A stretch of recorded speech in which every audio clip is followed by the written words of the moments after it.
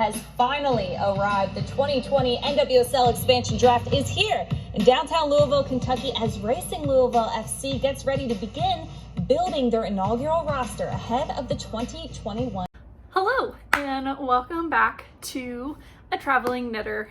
I'm your host, Steph, and I'm recording to you from downtown Columbus, Ohio. It is chapter 70, and the date is November 15th. It's been about a month since you would have seen me on YouTube. I did actually record, but I got a new, what is going on with my hair? I got a new phone, and the iDrop AirCloud, whatever that, I'm now blanking on what it's called. It wasn't working. So I had to manually move the file, and then I spent, time editing. And then when it went to save the file, it would not save. I spent days trying to figure out what was wrong.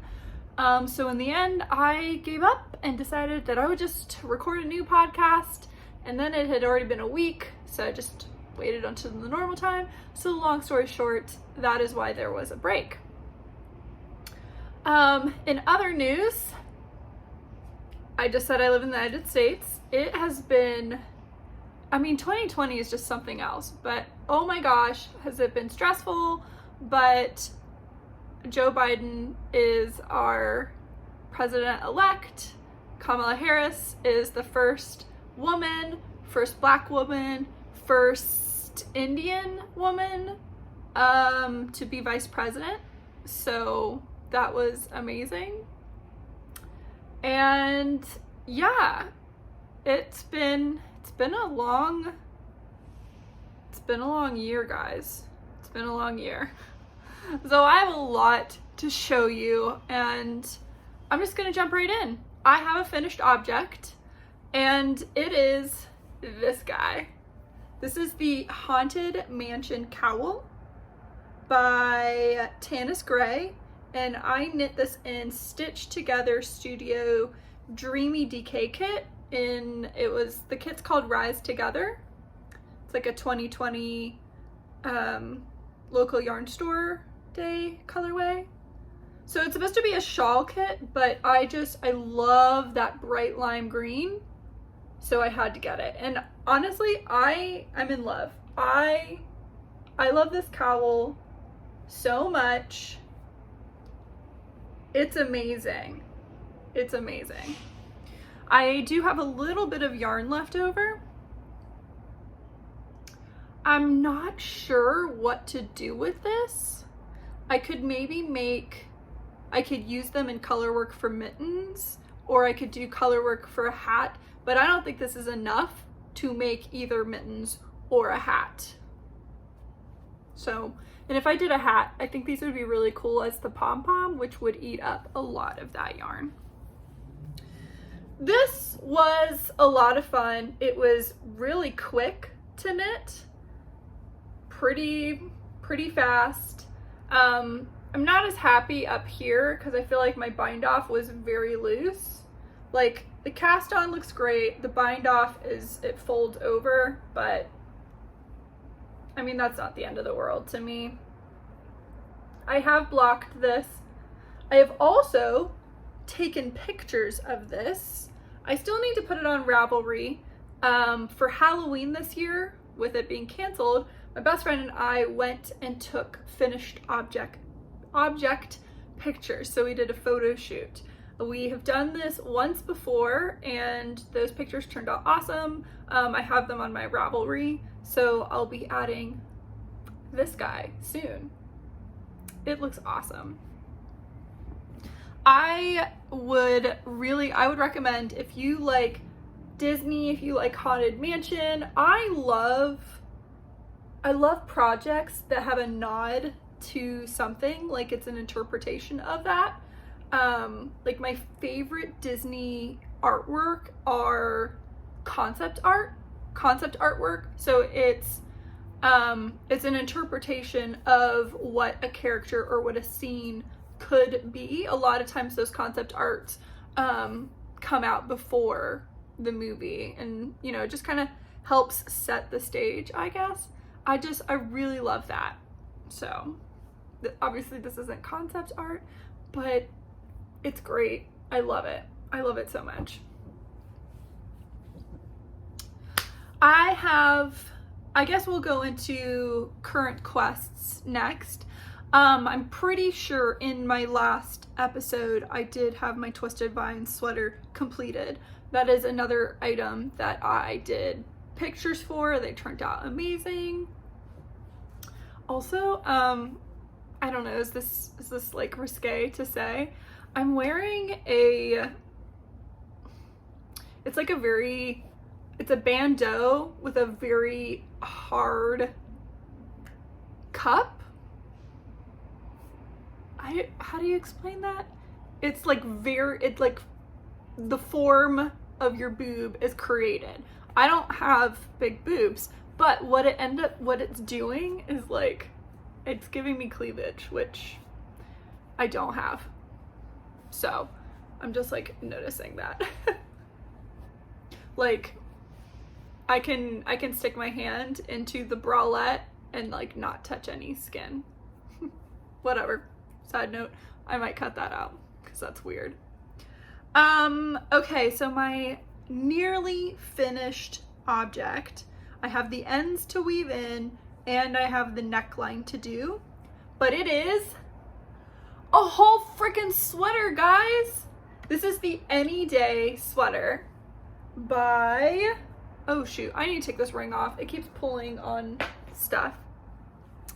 Okay, where did it pull? Because now I have to fix that part.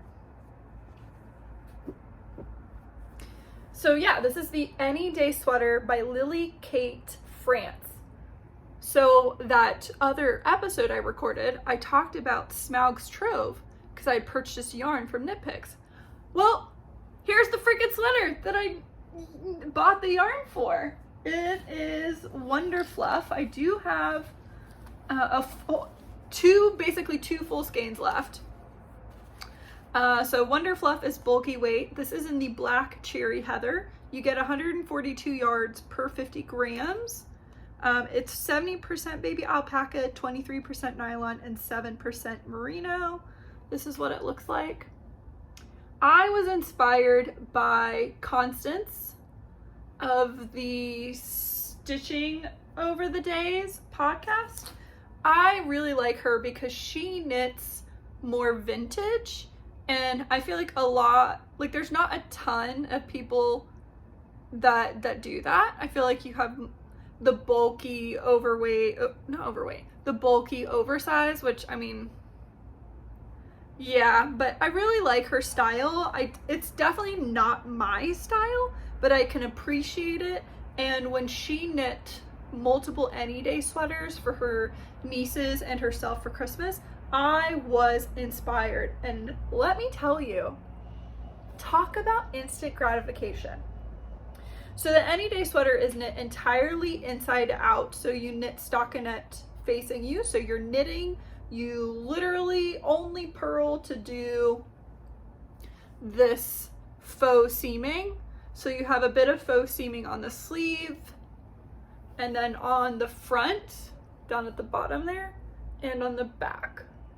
So it doesn't go up all the way, which is a nice detail. And then you flip it over and you do something interesting, which is you actually cast off, but then immediately pick up so that you get faux seams. So you have this like seam from you picking up on the correct side, which is technically the wrong side, so that you can see it when you wear it, which very interesting and pretty easy to do. Pretty easy. So I knit the second size and I followed the instructions pretty much to a T. I did mess up and knit 2 rows fewer on the sleeve. So I mirrored that on the other sleeve. It was just a miscount on my end. So I caught it, realized it. I also, when I picked up the stitches, I also messed up and picked up for size 1 instead of size 2. So what I just did was I just figured out how I could get from size 1 to size 2, because the second row is a decrease row. So I just had to do some math to figure out how I could decrease in pattern to get to that other to the other side. So I have, you know, undid it and then picked up more stitches.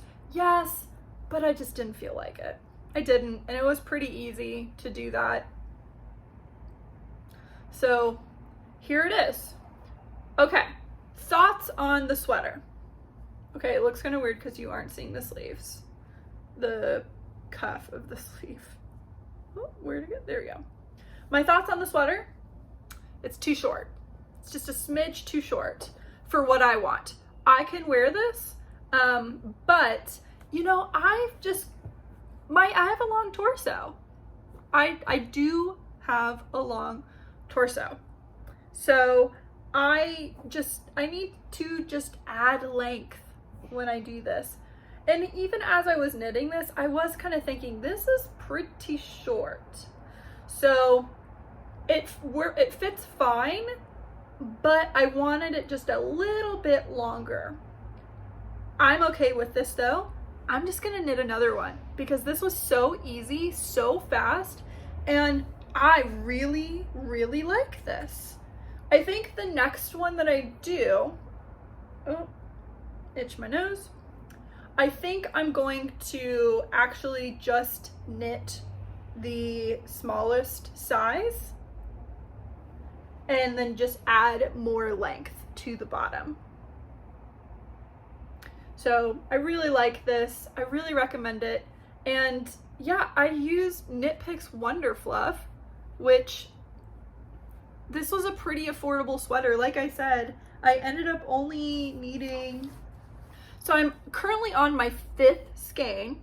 I had to cast on my 5th skein right there, right? I had this much to go, and then all I have to do is pick up for the collar or the neckline.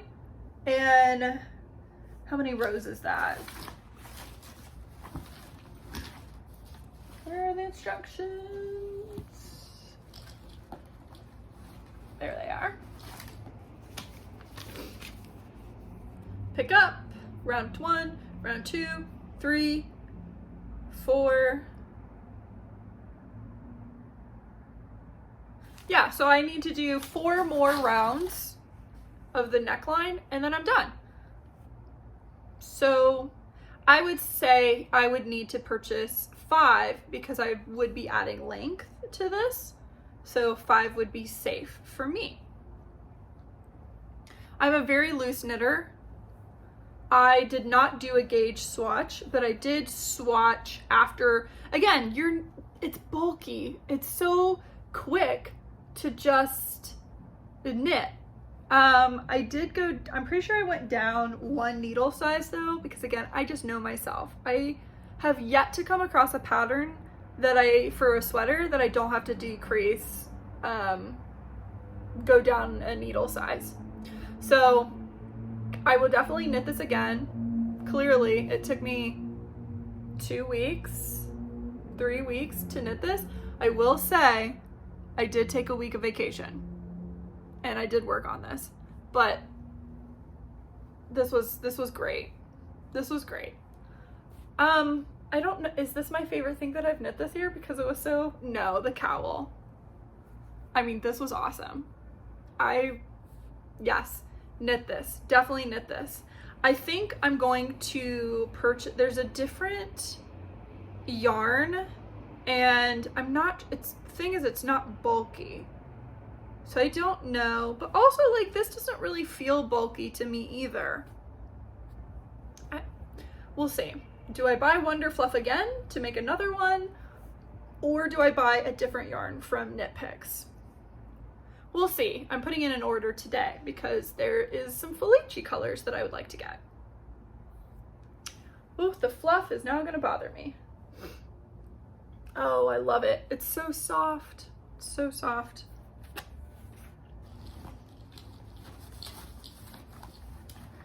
So that is that. The next work in progress that I'll talk about is in this bag here by Fringe Supply Co. And it is my Hohi Locatelli All of the Lights cardigan. And this is how much I've done on it. I have not worked on this in quite a while, but I don't think you've really seen much.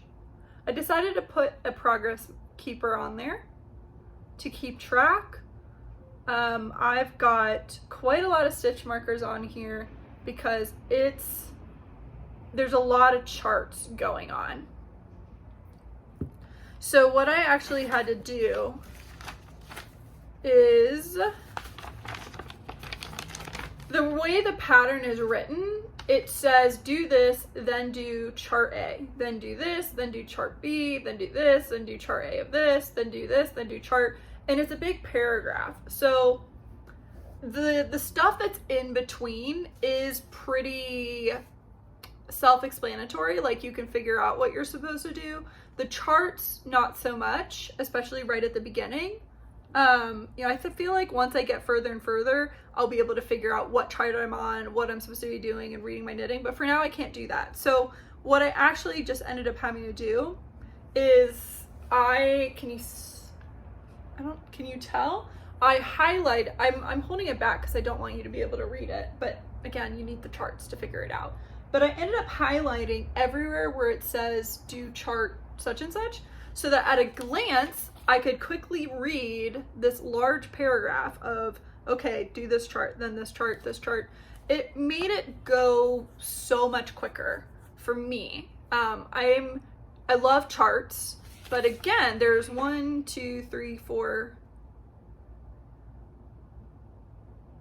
There's 5 charts that I'm working on right now. And the 5 charts are all not on the same page. So,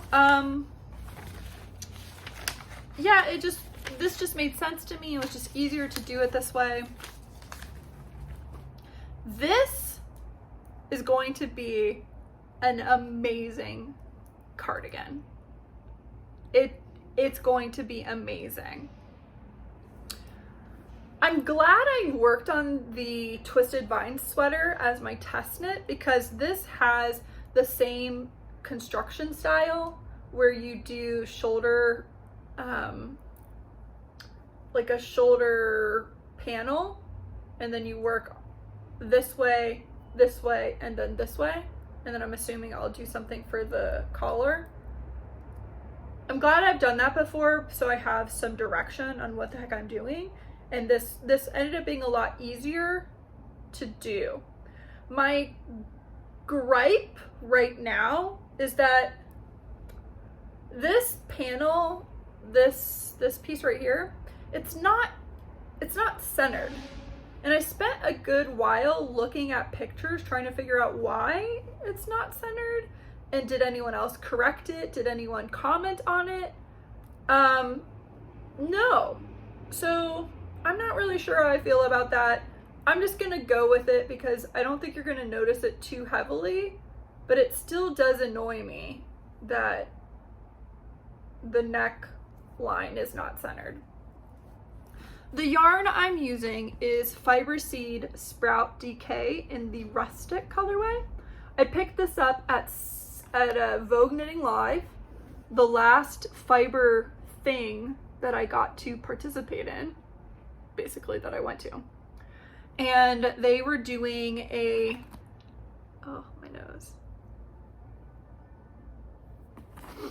They were doing a sale on sweater quantity. I forget what it was. It was like 20% off or something. I don't remember. So I knew that I wanted a neutral speckle yarn for this cardigan. So I picked it up while I was there, and I'm finally getting to knitting it. This is not going to be finished by the end of the year, but I'm glad I started it at least. So that's that. That's all the lights. Next up is my Page of Wands cowl.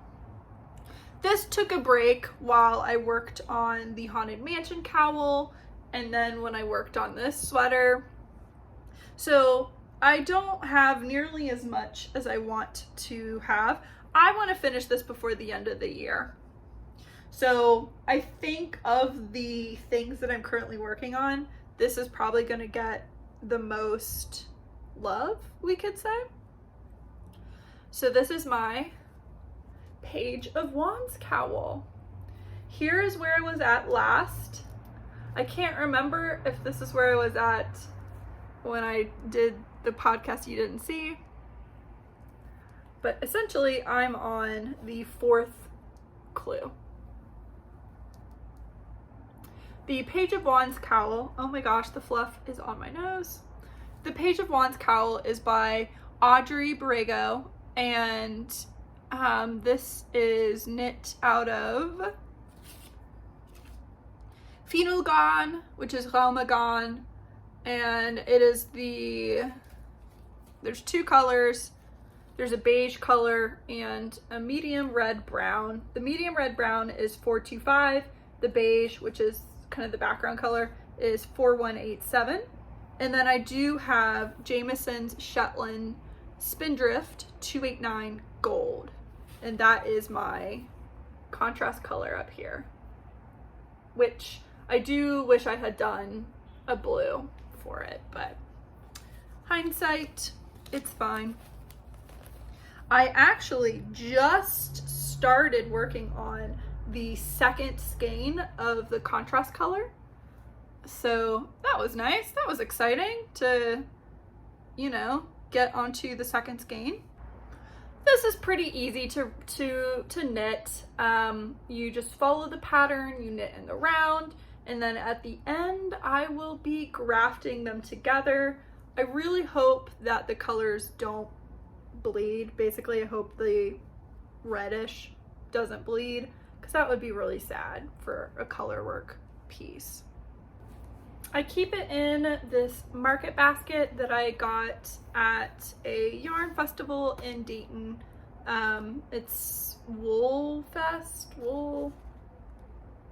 Fiber Wool, I can't remember, but it's at Young's Dairy. And that was canceled. Everything was canceled this year. I don't know why I need to tell you, but I didn't get it this year. So that's from last year. What else? Oh, I am working on a pair of socks. This is in a makeup bag from Ulta, but it is Nightmare Before Christmas, and it works perfect as a sock bag. So the bag itself was like $15, which that's a good price for a knitting bag. And it's see-through, so you can see what's in it. And like I said, it's perfect for socks. So I do have 1 sock completed, and I just did the cuff in like a contrast color, and it is a red black. It is Stellina. This is from, at least I'm pretty sure it's Stellina. Actually, it doesn't really look like it's Stellina.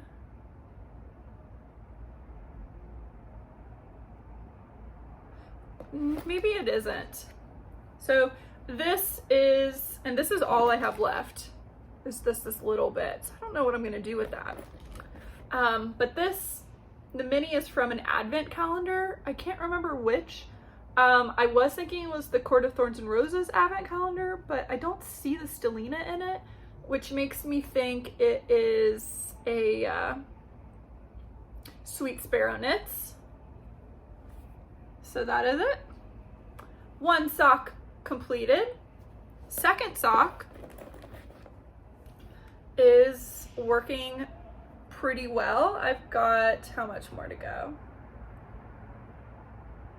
Maybe 2 inches, 3 inches. until I do the heel. The yarn that I'm using is an alpaca yarn. This is an alpaca sock yarn that a friend of a friend, who I actually knew her in college, which is kind of funny. This is one of the skeins that I got from her. And so I'm working on a sock. I pretty much knit all my socks on 9-inch circulars because I love it. It goes by really fast. You don't have any jogging, there's no seam. And I just really like it. The yarn is shades of black and blue, and then a weird green and a pop of red, which is why I went with this contrasting mini, because I thought it would look perfect. Lastly, I started another cross stitch. I was doing this while waiting for the results of the election because I just was having a hard time reading, knitting, anything. I didn't get very far. I just put some X's on a piece of fabric. So this is going to be cinnamon stars. I'm not going to end up using the entire cloth fabric, but this is the one I ended up wanting to go with. Cinnamon Stars is by Plum Street Sampler, and the fabric is Picture This Plus 28 count Ren that I picked up at the local stitching shop where my parents live. That stitching shop is called Welcome Stitchery. I tend to go most times that I visit my parents. So that takes us to Smaug's Trove. I already showed you the Wonder Fluff that I bought. I also bought some Capretta to make a scarf, but I've already put it away and I don't feel like getting it. The other yarn that I purchased was City Tweed DK in the Toad colorway. So it's like this grungy moss green.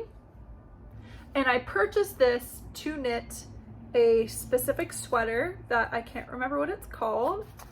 Did I write it down on a different day? Nope, I didn't. I'll post a picture of it on the screen, but this is going to be that sweater. Oh, I printed the pattern out. Here it is. What is this?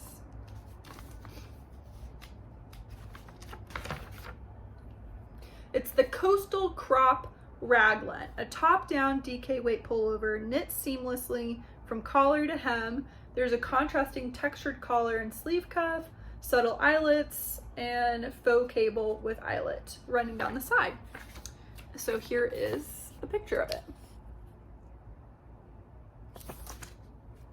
I bought it pretty much right when it came out because I really, really liked that. I really liked it. So this is the yarn that I bought for it, and I've got some brown tweed, gray tweed, both dark and light. I kind of think I'm gonna do brown, and I think that'll pick up really nicely on the actual brown tweed in the yarn, which you can see with that line of sunshine.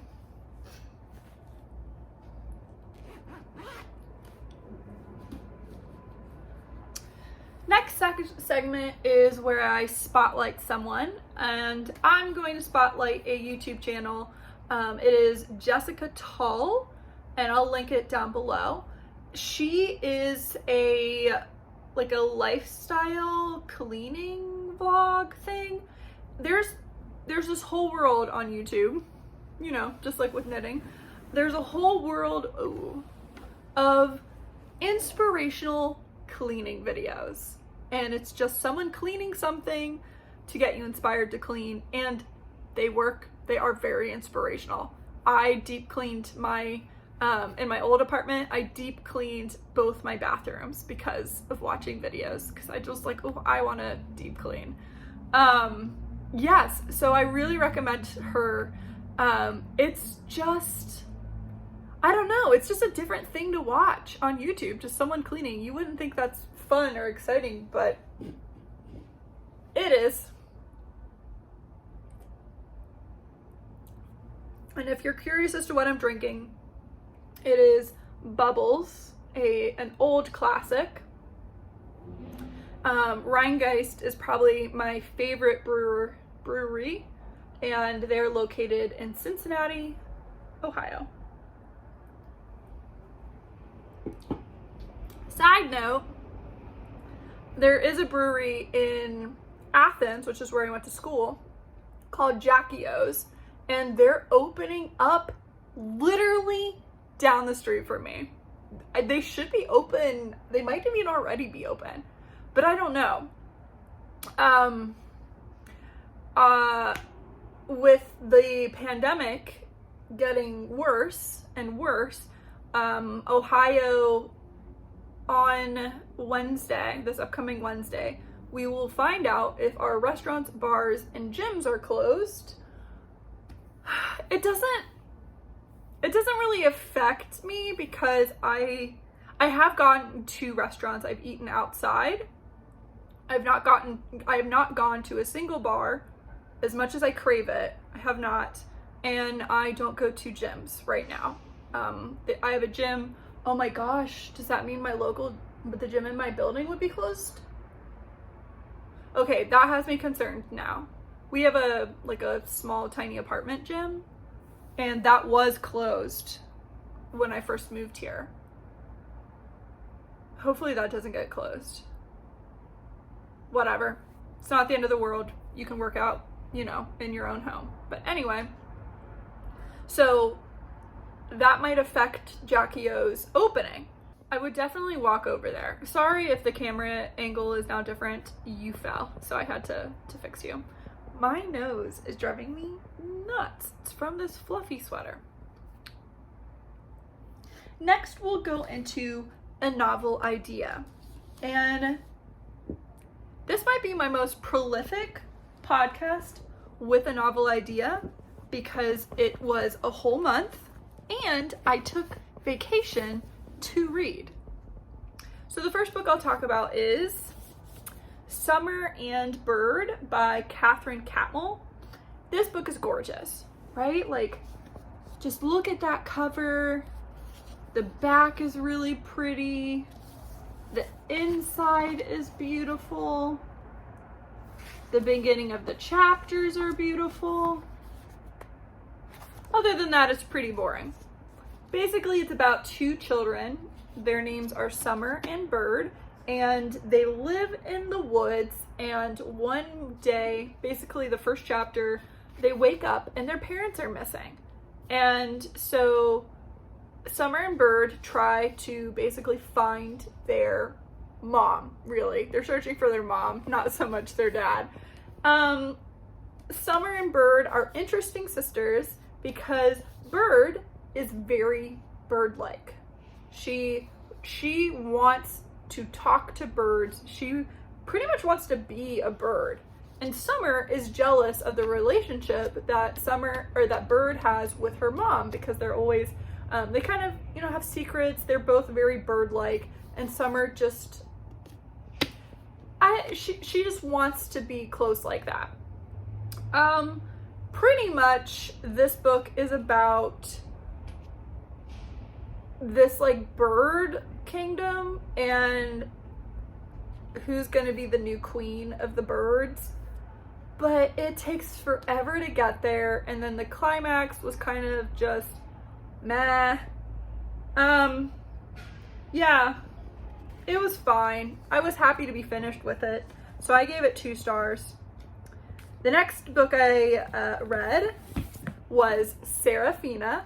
I did fully tab this, and I didn't go this color for this color for this. It was more so, did I find something funny, interesting, upsetting, and then I tabbed it. Serafina by Rachel Hartman. I have read this before. I read this senior year of college, and oddly enough, I remember reading this in the bathroom. In college, I was doing this weird thing where one of the things that I did in my bathroom was planks. So I would hold a plank and I would read my book. I can't hold plank very long. It was maybe like a minute or so.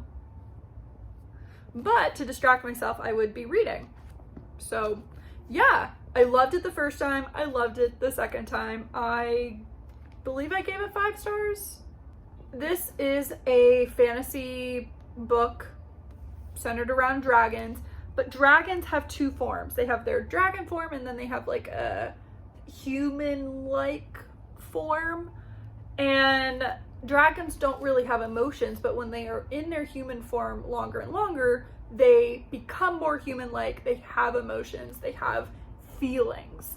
Seraphina is, she's kind of straddling 2 worlds because she is part dragon. And there is a plot that occurs. One of the, is it the king or the prince? He is found beheaded. So that is probably a dragon that did it, or someone framing a dragon. So she teams up with the crown prince to see if they can figure out what's going on. She, being half dragon, that's a secret. No one knows about this because then she would be ostracized, maybe even killed.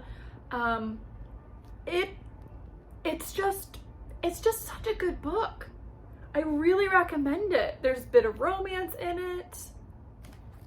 It's great. I flew through it. 5 stars.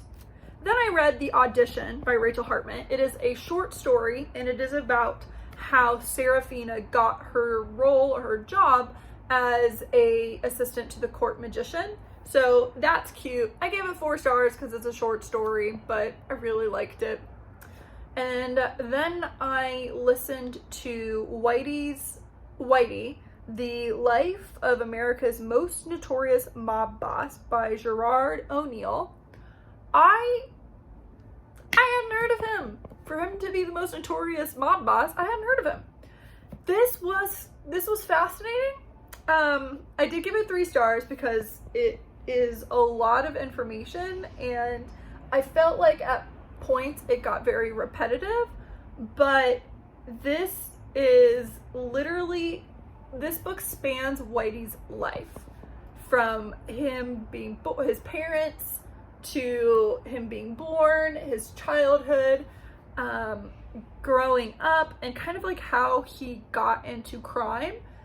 So he was robbing banks and was caught, was sent to prison, eventually ended up in Alcatraz, and he was participating in an LSD program, which I had heard of this.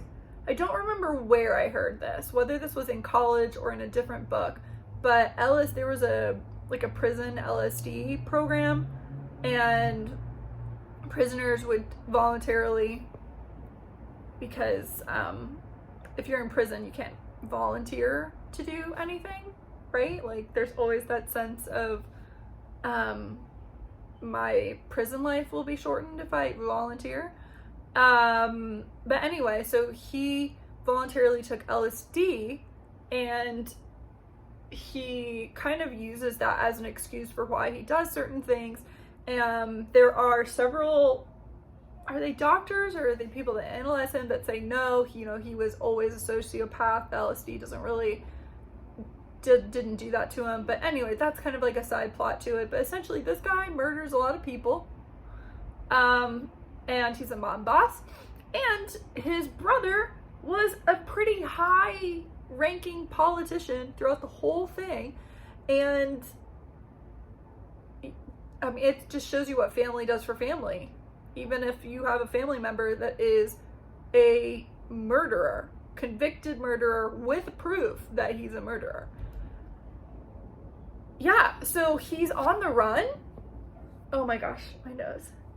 He's on the run with a girlfriend. And I mean, is this in the 80s or the 90s? He's finally caught in the 2004, 5, 13, I can't remember. So his trial and stuff was while I was either in high school or college, because I can't remember at this point, because it's been a month since I listened to it. But I have no recollection of this guy. None. And my house, the news is on all day long. Not my house, but growing up, it was on. So I'm curious as to why I don't remember this, like, at all. But anyway, so I gave that 3 stars. Next book that I listened to is Eat a Peach by David Chang. This is a food memoir, and it is by David Chang. He's an interesting chef. David Chang opened the Momofuku noodle shops in New York. There's one in Australia, and there's some that are on the West Coast. I've actually been to one of them. This past year when I saw Blackpink in concert, we went to one of the noodle bars. We went to, I don't think it was like the most famous one. I can't remember. I tried to look up which one we went to, but I couldn't find our Google map that we did all of that on. I think we might have deleted it. And I don't think I took pictures. I think I just took a video of going there. But anyway, so I've been to one of them. It was great. We went at a weird time. I remember we were hitting up food places just whenever we were hungry. So I think we were eating lunch at like 2 o'clock. Because I remember it was dead when we got there, and then by the time we were leaving, almost all the tables were full by the time we were done. So we picked like a good spot, a good time to eat. But his memoir is just kind of about his life. It talks about creating those restaurants, how, went from the bottom, now he's here. Talked about his depression, his schizophrenia, I think it was, or bipolar, and just being in the food industry. He talked about Anthony Bourdain, because he was friends with Anthony Bourdain, and it was just really good. It was a good book. I really enjoyed it. I gave it 4 stars. If you like memoirs, I would give this one a shot. Next, I read Transcendent Kingdom by Yayasi. I'm not sure how her last name is pronounced. This book felt like a memoir to me. It's not. It is a novel, and it's interesting because it's in first person. You follow Gifty, who is she's at a university in California, and she works in a lab. She works on mice and tracking their addiction. So the reward system of when will you stop wanting the addictive drug when there is pain involved. So the mice get shocked if they hit the button, but then they also get like the good chemical. So she does this, but she's also reflecting internally on her childhood and her mom and her dad and her brother, because her brother has died from a drug overdose, and her mom she has severe depression. Her father is not really in the picture. He went back to did he go to Ghana? I think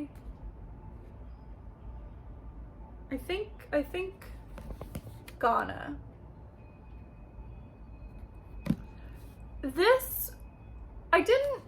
I knew this book had quite a lot of buzz around it, and it's pretty short, I didn't expect to like it as much as I did.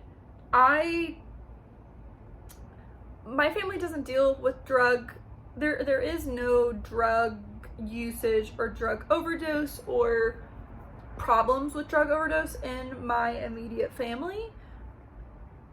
None of my friends either. So it's not something that impacts my life. Also, Gifty reflects on religion a lot. Same. I don't believe in God. I don't believe there is a God. And so with that, I don't have these reflections of what is the greater purpose of this and why is God making this happen. Like, that's just not something I think about because I honestly just don't care. So I didn't have that attachment like the author does like the main character does with reflecting on all of this, but it was still so, like, it became meaningful to me. This was great. I gave it 4 stars because it's not like, I don't know. Do I have to give a reason why I gave it 4 stars other than I really liked it? So I don't want to like really talk a ton about it because it is so short. It's less than 300 pages. It's a lot of self-reflection, which is why I kept thinking it was a memoir, but it's not. If that sounds good to you, I would read it. I would pick it up. I listened to it on audio, but I think this one would be just as good reading it as a book. I love memoirs in audio form. There's just something about it that I really like someone talking to me about their life. And this felt like a memoir, though it's not. Second to last book that I read, Bringing Down the Duke by Evie Dunmore. I picked this book up while reading a different book that I did end up finishing. But this, I think I took 2 days to read it. I loved it. I think I gave this 5 stars. This is a historical romance. There is some steamy sex scenes in this. But our main character, she lives at this estate and her father has passed away and her cousin now owns that estate because he's a man and she's a woman, so she can't inherit. So she's essentially penniless. She is not married, and to get away, she gets a scholarship to this college, to Oxford College. Now, originally, the cousin was like, no, you're not going to go get an education, but she kind of twists it into being like, well, this is going to, I'm doing this for you. I'm doing this to better myself so that I can teach your kids better, because she's basically just going to be a governess. To get the scholarship, she has to participate in the women's suffragettes and their attempt for the right to vote. Now, what they're doing though is they're trying to get the inheritance or the property law changed. So women cannot own their own property. It all is owned by their husband, their father, their brother, whatever. And the rules for getting the right to, or the rules for voting are, you have the right to vote if you own property. So they want to change rather than changing the rules of can you vote, it's, well, let's just give women the right to own their property, which then in turn gives them the right to vote. So that's what she's doing. She's trying to get the right to vote, okay, now I'm just like blabbering. She is working with the women's suffragettes to get the law changed for property. And in doing that, she meets this, I think he's a duke? Yeah, Duke Montgomery, who is pretty well known in the group, like in society. And of course, they have their banter, and she, is trying to convince him, and then they fall in love, and then of course there's obstacles to their love, and it was just so dang cute. I really liked it. I have the second book to the series on my shelf over there. It's called A Rogue of One's Own, and I'm excited to read that, but I needed to take a break and read something else. I don't like to read series back to back to back. I just don't. So I'm looking forward to it. I'm excited to read that because I love this one so much. Now, the book that I started first and then finished after that was Shadow Scale. So this is book 2. This is to Serafina. Serafina is a duology, so this is the ending to that. It is quite a bit longer. It wasn't as good, but you know, reading the reviews, some people really didn't like this. I enjoyed it. I thought it was good. I think I gave it 3 stars because it's not, to me, or 4 stars. It's not a 3-star book to me. I was tabbing it, but then I misplaced the pen. I have a pen that has the tabs attached. So I didn't tab the second half of the book because I just couldn't find it.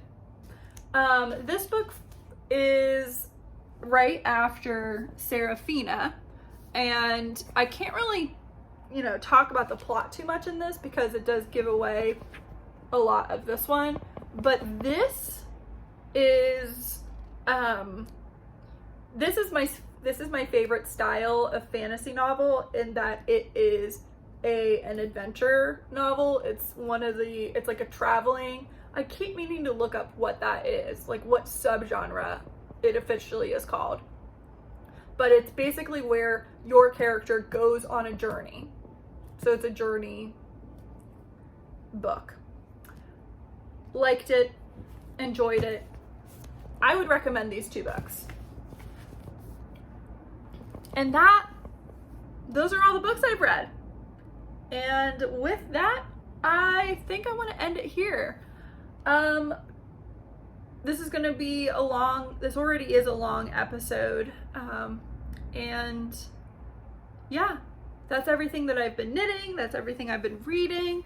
I am reading a new book. I hope to have some more finished by the time I talk to you again. I hope to not have such a long pause in between podcasts.